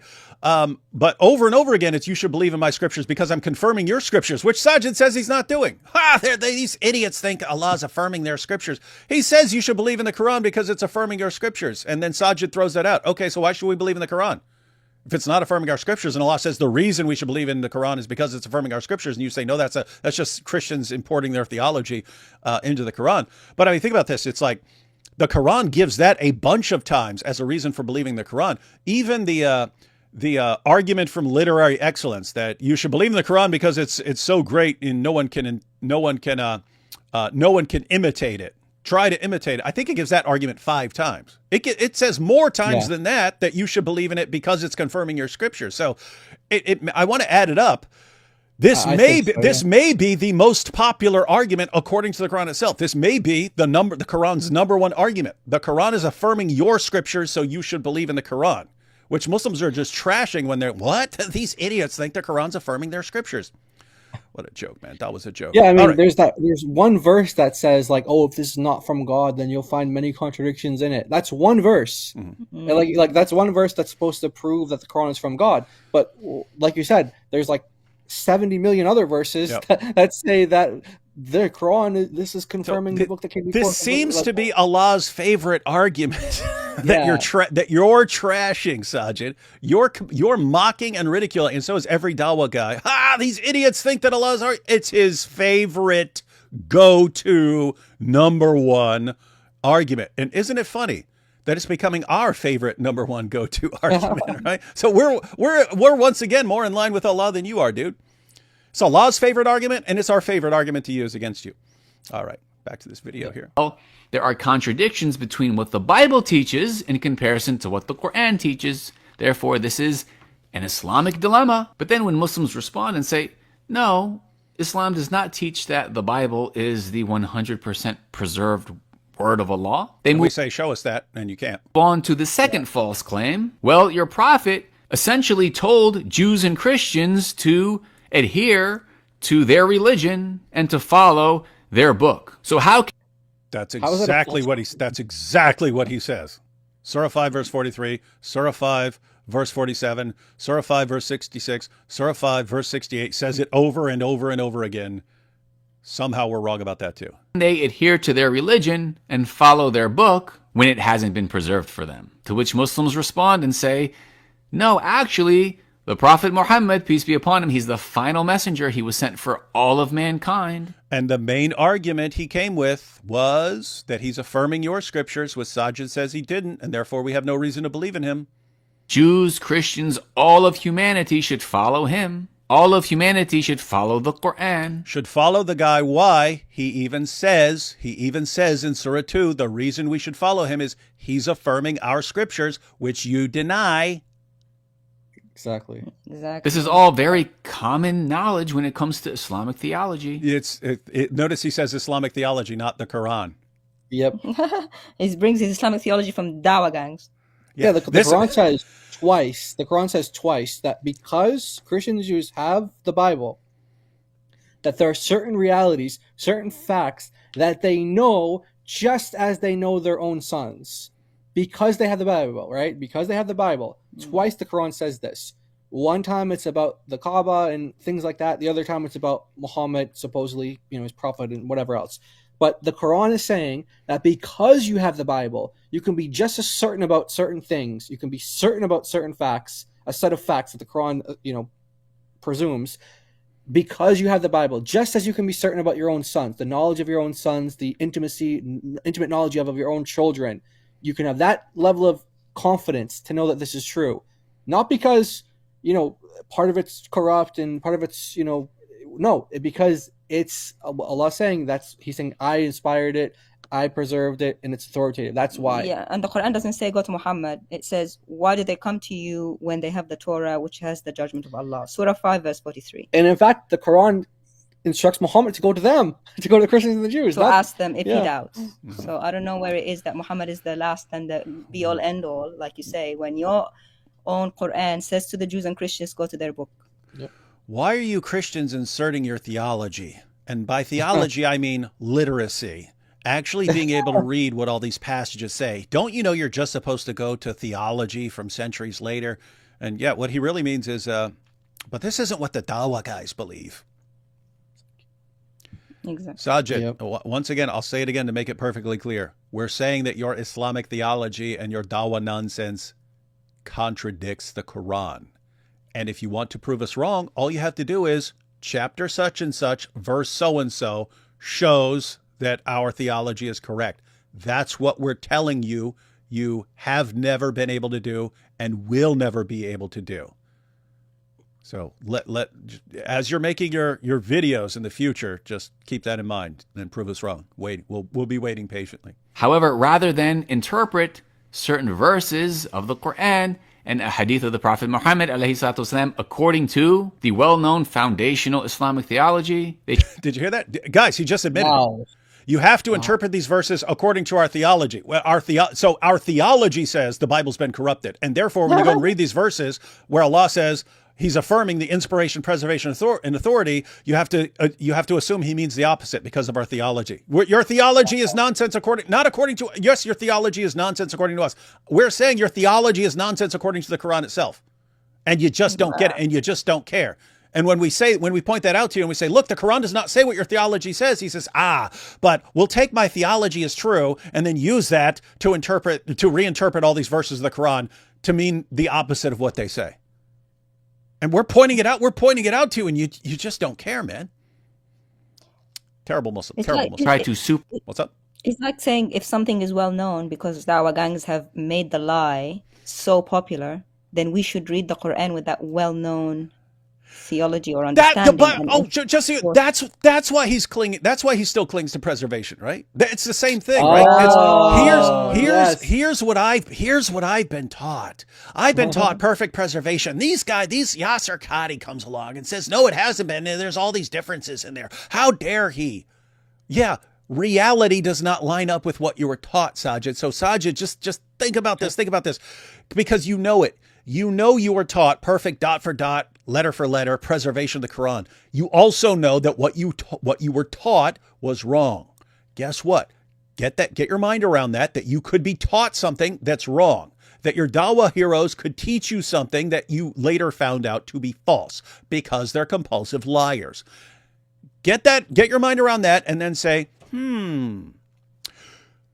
could our dawah guys have been spouting complete nonsense about what the Quran says about the Bible? Maybe reality does not line up with what I've been taught. You've been shown that what they say does not line up with reality. And yet, on every new issue, no, I have to believe just what I heard when I was told about this. And you're acknowledging you haven't even studied it before. So what are you clinging to? You're not clinging to the Quran. We're the ones telling you what the Quran says. You're still clinging to what the biggest bunch of liars the world has ever seen. I've said it before. I spent years in prison. I never in my life met people who lie as freely as the dawah guy. I'm dead serious about it. I'm not joking. Wow. Liars in prison, they generally try to cover up their lies or make their lies believable. The dawah guys just lie like it's a sport and they don't even care. Yeah. True. Because there's no accountability, because their fans will not hold them accountable. Their fans will cheer for them no matter what. It's just like when he says, hey, why do these guys never invite Muslims? And you all like it. Bunch of liars, man. Anyway. Impose their wrong theology. Yeah, we're imposing our wrong certain theology. Verses in a That's hadith what we're doing, and not claim you. that this is the Islamic dilemma. So inshallah, in future videos, I'm going to go over some of the specific verses that they quote Good so luck that we with can that. understand Good them. luck And with it's that, bud. it's very interesting and fascinating, of course, because studying the Quran is fascinating. However, in this video, I really just want to sort of reach out to Christians and Doing a show bang-up them job of how it. this approach to Islam is extremely problematic and perhaps misunderstood at best and dishonest and hypocritical at worst. And the reason I say that is because as Christians, We're dishonest and hypocritical, not these guys. We're the ones Because being we read the dishonest. Because we read the Quran and the tafsirs. Very dishonest and hypocritical. And because we assume Allah means what he says, shame on us, we're hypocrites. you all understand the importance of context, of That we do. interpreting verses through your foundational theology. Because I would say, Whoa. Look what he just said. He's doing Look it backwards. Look what he just said. Oh, You boy. understand it's important to read it in context. I agree completely. And then he said, reading them through your foundational theology. Meaning, and what's he meaning? He means later Islamic theology and the stuff that he was taught by his dawah clowns and stuff that was developed later, because they're developing their theology while recognizing these problems and then modifying their theology. And then, now you have to read the Quran through that theology and not let your theology be ruled by the Quran. Did you guys catch that? Yes. Wow. He's doing it backwards. Yeah. Islam means submission to Allah. How? By just unquestioningly obeying what he says. And he's saying, no. When you go to what Allah says, you take it by later theology developed by these guys and let their ideas tell you what Allah really means and explain what Allah really means. My goodness, you are all kinds of mushrik, dude. Wow. Change So your he name comes- to Saajid Mushrik, man. You know what? This mindset is we're starting to see how widespread this mindset is in the Muslim world. where they just go by their scholars and they assume whatever their scholars are saying is what Islam says. And we were just talking about this the other day with Muhammad Hijab's hotel wife situation, because she started like showing some more emails that she's been showing about the doubts that she's had about the preservation of the Quran and things. And we're trying, you try to think about, okay, what does the preservation of the Quran and these other things have to do with your situation and you getting justice? But how she's linking this is, okay, if the scholars who take my case and they rule it justly, well, that means I can trust them, because these are the scholars who got, they got degrees from their scholars, who got degrees from their scholars, and that's how Islam is passed on. So if the scholars do right by me, then that means I can trust the scholars, I can trust Islam. But if the scholars do wrong by me, that means I can't trust, because the scholars before them were probably like them, and so that's how they think. They think like, because they think like their scholars preserve the religion. That's the preservation of the religion, not in the text, but it's in the scholars. Mm-hmm. So, you just want to be clear, Saajid, your religion is based on a bunch of people, a bunch of men. And those men are saying very frequently the opposite of what your God says. We're telling you that. You're about to start researching it. Read the verses, pay attention to what we say, and then show us where we're wrong. We'll be waiting. We have here, what is a mushrik? That's someone who associates a partner with Allah. So, and you're going to, as a Muslim, if you knowingly associate a partner with Allah, you're going to hell. It's a one-way ticket to hell. That's the thing that Allah's not going to forgive. All right, let's go. Christians do this with their scripture more so than perhaps any other religion. And I say this as somebody who comes from a Christian background. I spent many years studying the New Testament, the Old Testament. Okay, you spent many years studying the New Testament and the Old Testament, so we're about to hear some good stuff. In college courses, obsessively listening to Bible study lectures. When Christians approach the Bible... Obsessively listening to Bible study lectures, studying this in college, studying. He really, really knows. So he's going to know, he's going to have a good grasp of Christianity and the Bible as he's explaining this. They interpret everything based on a specific theology. And it is... No! We do not. What? It's the opposite. No, the first rule you're going to get in hermeneutics class is the opposite. It's you let the text form your theology. You don't put your theology into the text. You come to the text. That's called, you're specifically warned against eisegesis. That's called eisegesis. Exegesis is getting the meaning out of the text. Eisegesis is inserting the meaning into the text. It's one of the most fundamental rules of interpreting scripture. Don't put your meaning into the text. Let the text speak for itself. And what are you doing? You're insisting upon eisegesis for both the Quran and the Bible. He's saying we're being hypocrites. Guys, everyone notice we're using the exact same method for the Bible and the Quran. Let the text speak and let your theology be based on that. And he's using the exact same methodology for both the Bible and the Quran. Namely, decide what you want your theology to be and impose that on the text. And he's flat out saying it. I mean, he is flat out admitting it here. No wonder he chose Islam then. Perfect. That's a perfect religion for you. If you were doing all your deep studying of Christianity back in the day, yeah, sure, and you concluded that what I really want to do is just insert whatever meaning I want into the text. You found the right religion. But unfortunately for you, you had some Christians come along who said that's not actually how you're supposed to do it. And now you're complaining that we're imposing our theology. What do you actually mean by imposing our theology? You mean we're imposing our methodology of, if you're going to say that this is your God, this comes from your God or your prophet, let's see it from your God or your prophet, not from some guy, from Dawa guy 14 centuries later. And you're going, no, I have to go with the Dawa guy because my religion's all about the Dawa guy. This is awesome stuff. Now this makes sense. Yeah, now that I understand his mindset, it makes perfect sense. Because later on he goes to talk about, some Christian scholars say this, some Christian scholars. He's not saying this is what the Bible says. He's saying this is what some scholars say, and this is what some other scholars say. So this is his mindset: is get the theology from the scholars, and then you read that into the text, as opposed to reading the text and then letting that form your ideas and your doctrines and your belief system. Like the exact opposite of what he's saying. Good stuff, Saajid. Thank you for enlightening us, but you're not helping your case right now. Matter of fact, we may be using this for years to come, buddy. We may be pointing this out from years to come, because you're basically showing us what other Muslims have been doing, but you're just making it more clear and explicit what you guys are doing. Here we go. To the point where they might come across a verse that at face value means something very clear and apparent. However, they will always return to their theology to interpret that. We will go to other passages of the Bible that may be speaking more clearly and directly about something, and we will interpret those verses in light of the clear verse. The fundamental rule is, one, don't do eisegesis, don't insert meaning into the text. But the other fundamental rule is, if you have passages that are ambiguous, that aren't addressing a topic directly and so on, but you have other passages that are clearly and directly addressing an issue, you go with the clear verses, and if another verse is ambiguous, but you have a verse that's clear, you go with the clear one, and then you let the clear one help you decide which meaning is correct in an ambiguous verse. That's not what you guys do. You don't do it with the Bible or the Quran. What you guys do is you go to the ambiguous verse, you give it the meaning you want, and then you use that to throw out all the clear verses. It's what you're doing with the Islamic dilemma. You'll go with unclear verses. Oh, it's a 279, and you'll insert your meaning into that, and then you'll use that to completely destroy all the clear and unambiguous verses that come before it, and the clear unambiguous verses that come after it. So, dude, we are not doing what you think, but you are all kinds of wrong according to both Christianity and Islam.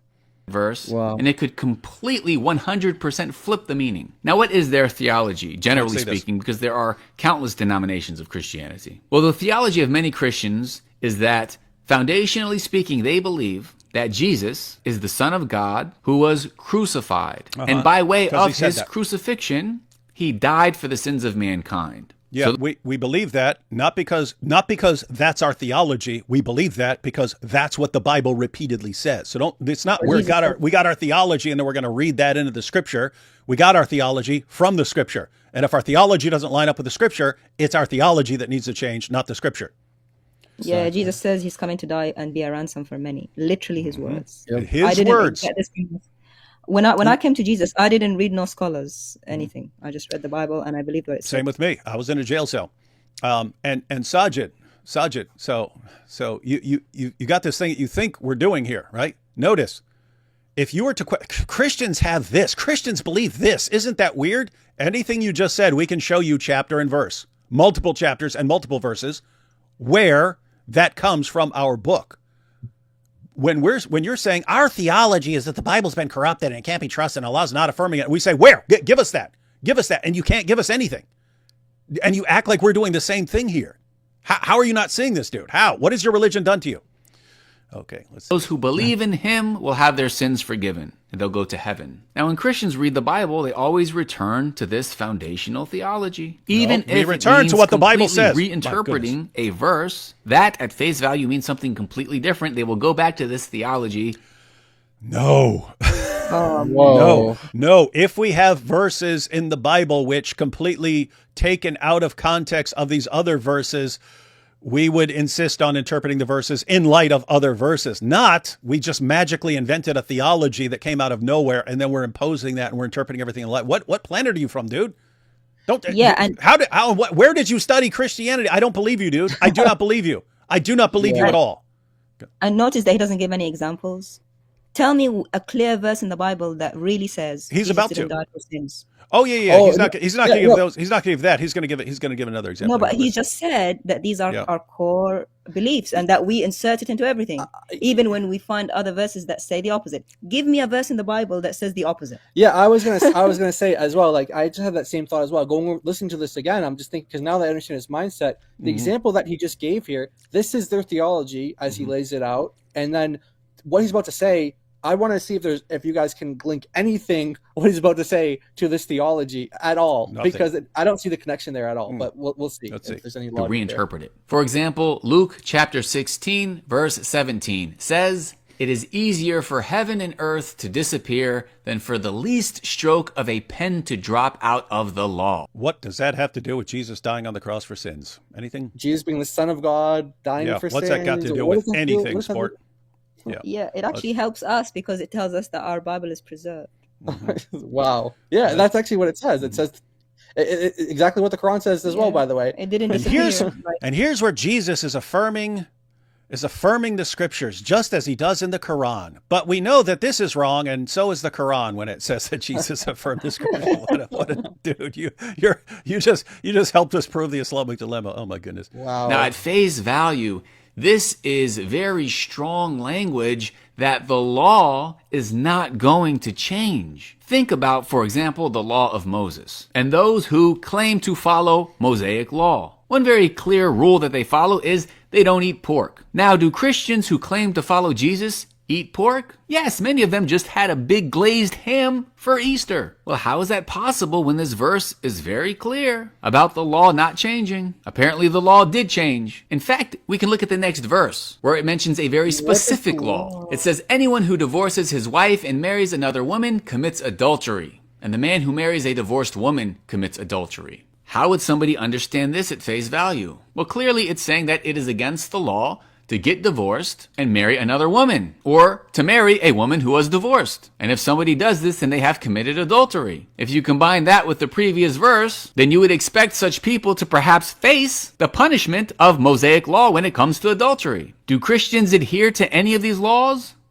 No. Does this create a Christian dilemma? Or will Christians use other verses of the Bible to explain these things?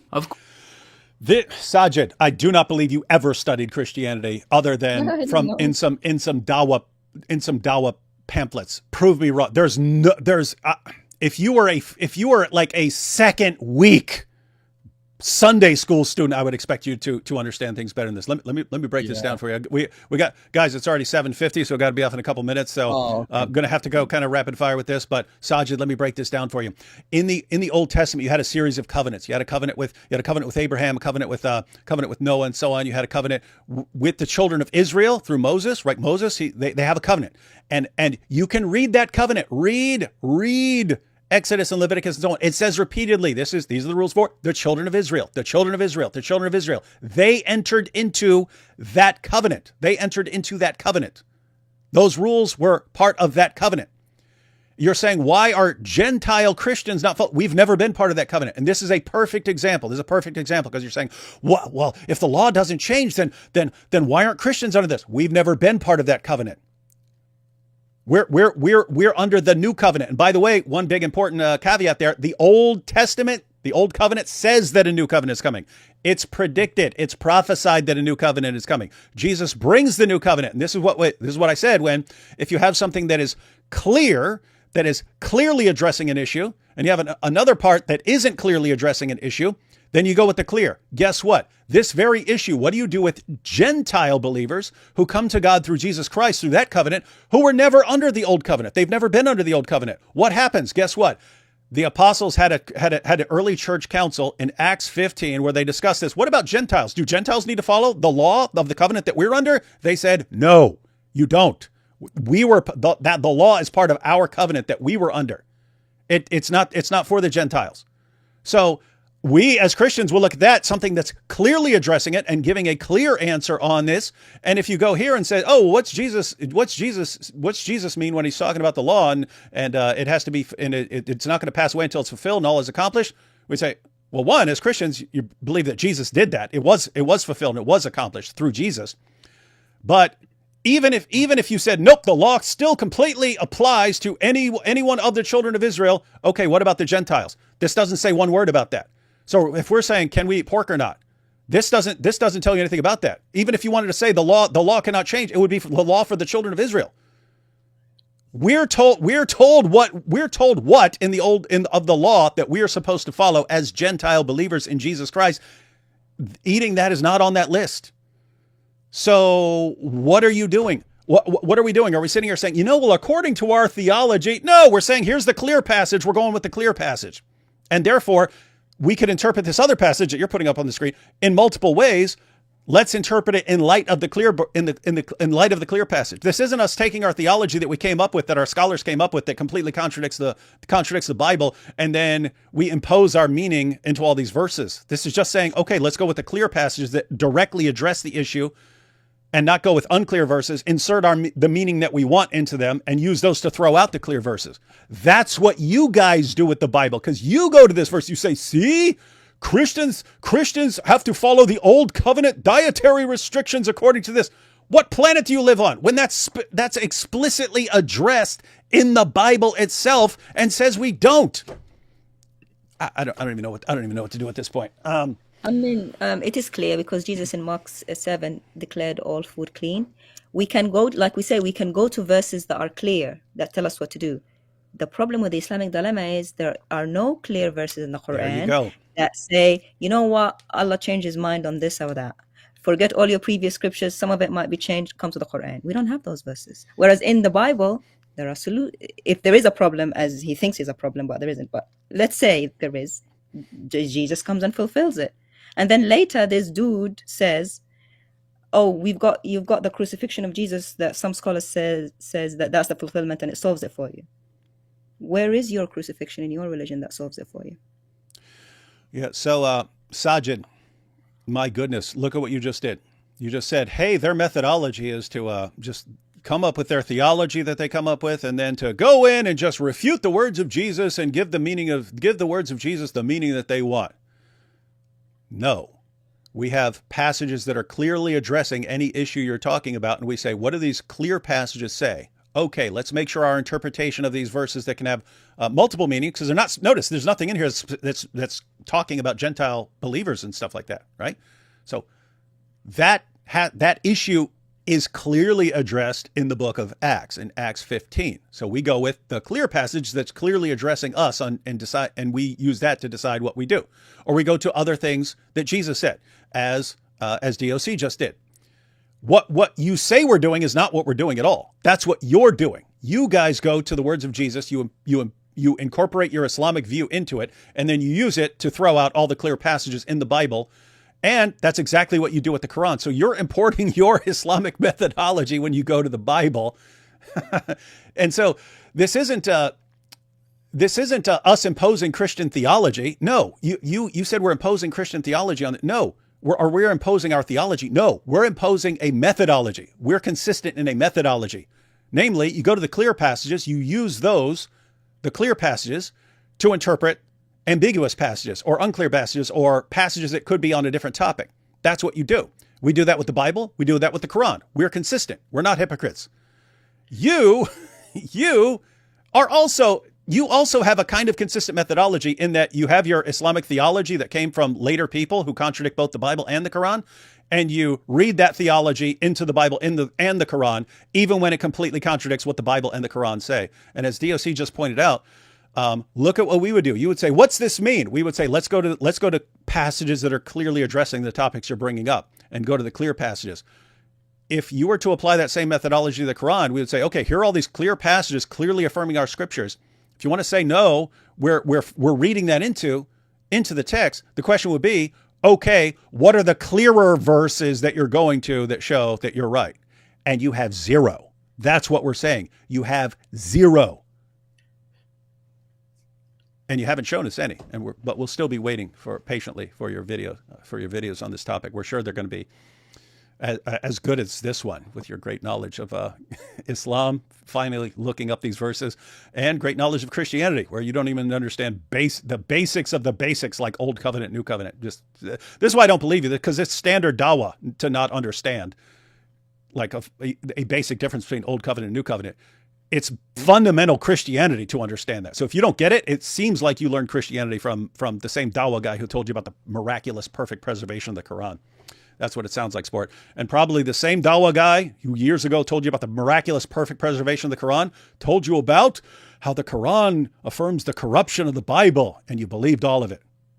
You believed all of it. And you can't question it now. Anyway, sad. Anyway, guys, we are actually out of time. I'm sorry I didn't get to all these super chats, but normally we don't have deadlines, so we can just go as late as we need sometimes. This time I actually have to be on another show in 2 minutes. So didn't get through all of the video, but it's just more of the same. He doesn't give any real response to the Islamic dilemma. He just says, look, here are examples where Christians are imposing their theology onto the text when it's just us interpreting ambiguous verses in light of clear verses and it's the same thing we do with the Quran. So our methodology is consistent. We're not hypocrites. You are consistently wrong about both the Bible and the Quran. And because of your dawah brainwashing, you just don't care. Anyway, guys, sorry I have to jump off right now to get on with Robert. But the cool side is everyone who's been saying talk about the terror attack in India. We're about to be talking about that. Final couple seconds of thoughts, Jai and DOC.